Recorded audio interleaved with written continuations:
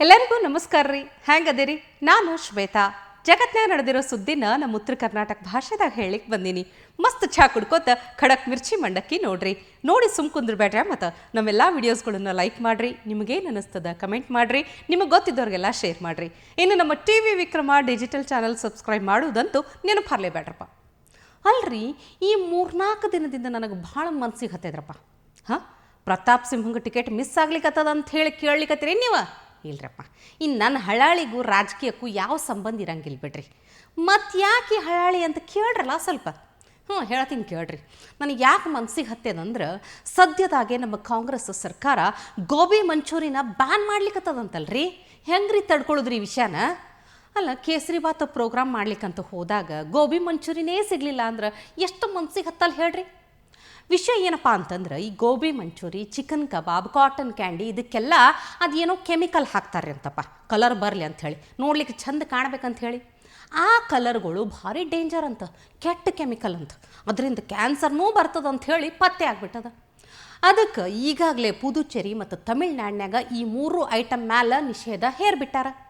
ಇದನ್ನು ಕೇಳುತ್ತಿದ್ದಂಗೆ ನಮ್ಮ ದಿನೇಶ್ ಗುಂಡೂರಾವ್ ಅವರು ಅಲರ್ಟ್ ಆಗಿಬಿಟ್ಟಾರ.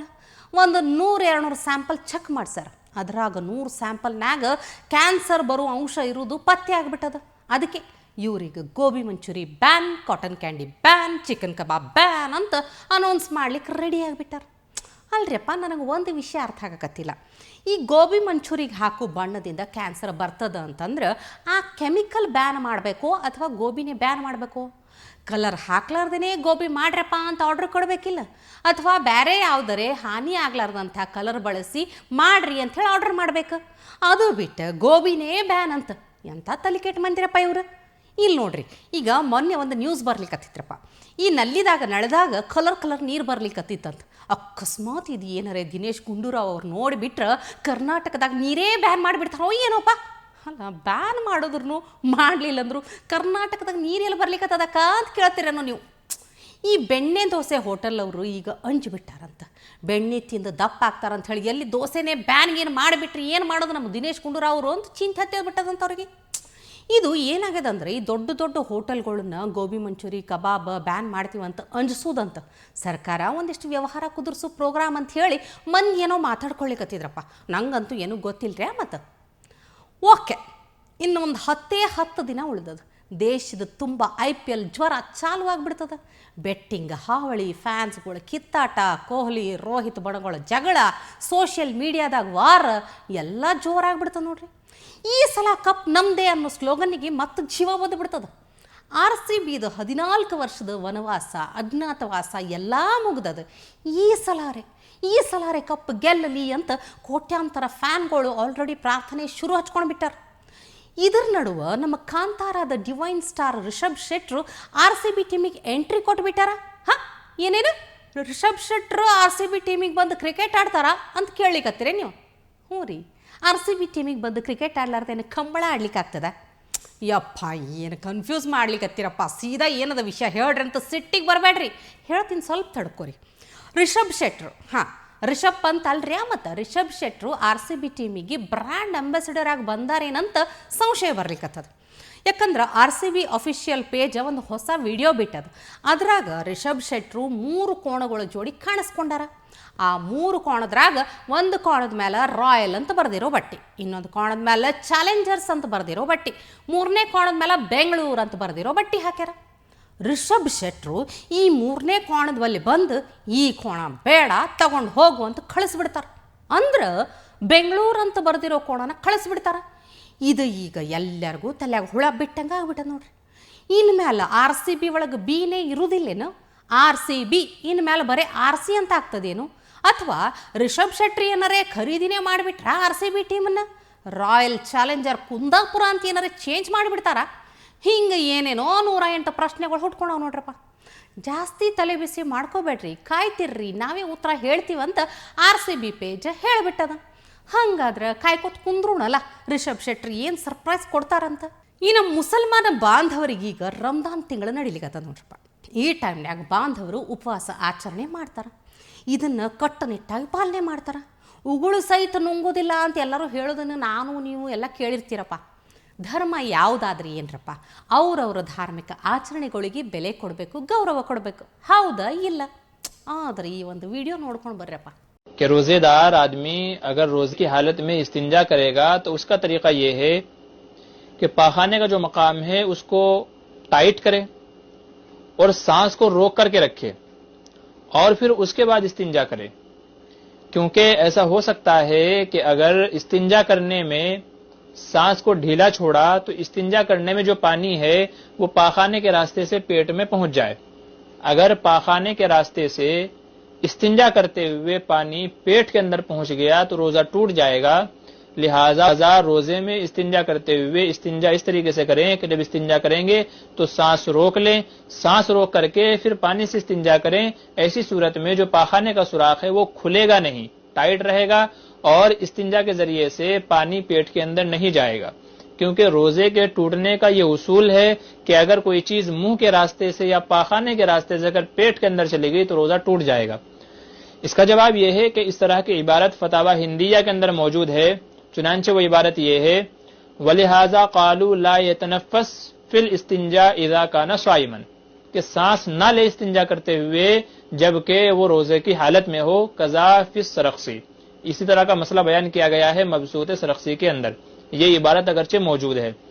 ನಿಮಗೆ ಹಿಂದಿ ಅಥವಾ ಉರ್ದು ಏನಾರೇ ಅರ್ಥ ಆಗೋದಾತಿತ್ತಂದ್ರೆ ನಾ ಬಿಡಿಸಿ ಹೇಳೋ ಅಗತ್ಯ ಇಲ್ಲ ಅಂತ ಅಂದ್ಕೋತೀನಿ.